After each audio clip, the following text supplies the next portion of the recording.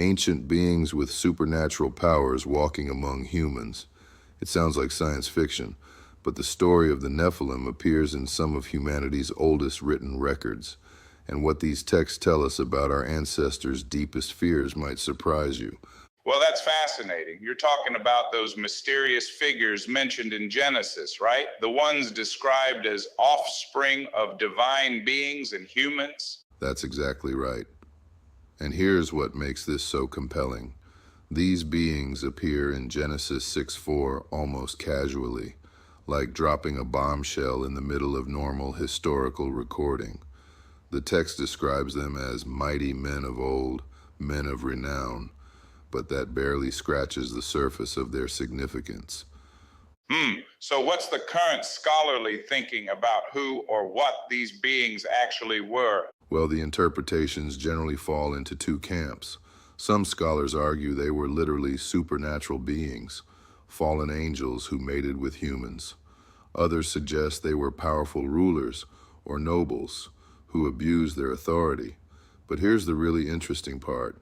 Similar stories of giant, powerful beings appear in ancient cultures worldwide, from Norse mythology to Native American folklore. You know what strikes me about that? The fact that civilizations with no contact were all telling such similar stories. There must be something deeper going on there. Exactly.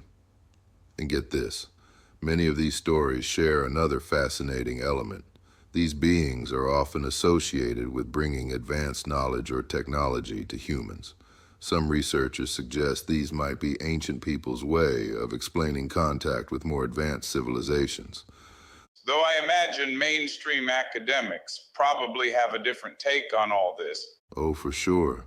Most scholars view these stories more metaphorically, as ways ancient cultures tried to understand natural phenomena or teach moral lessons. But here's what's really interesting. Even as metaphor, these stories reveal so much about how our ancestors viewed their place in the universe.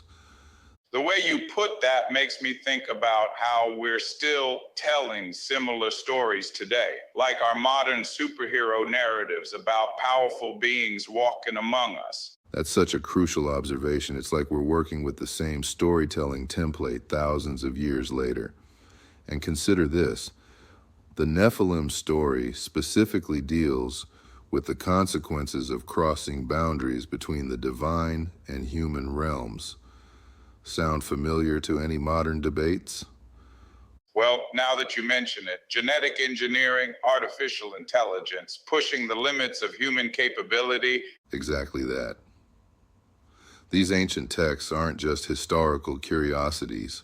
They're dealing with fundamental questions about human nature and our relationship with power and knowledge.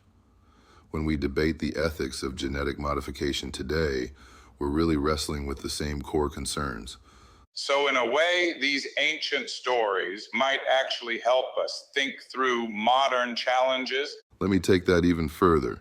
The Nephilim narrative specifically warns about the consequences of hybridization and crossing natural boundaries.